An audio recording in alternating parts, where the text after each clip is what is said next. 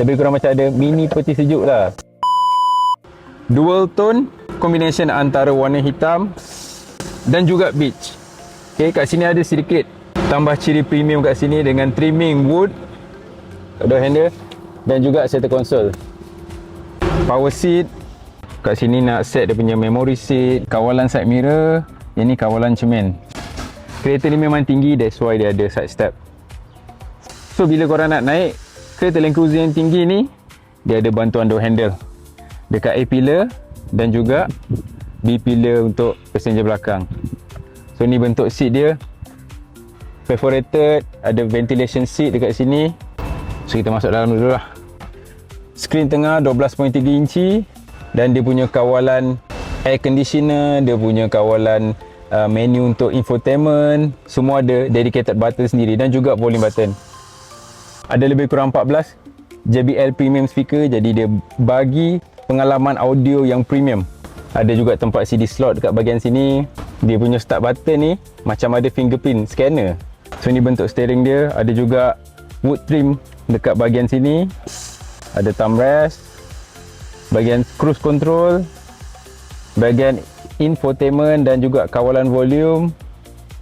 Ada dua analog meter dan juga MID dekat tengah ni. Kat sini dia punya center console yang memang besar, memang luas. Dia punya armrest ni boleh buka 3 side, belah kanan, belah kiri dan juga untuk passenger belakang ada button kat belakang ni lah. Lepas tu dia ada function cool box. Ni lebih kurang macam ada mini peti sejuk lah untuk korang punya Land Cruiser.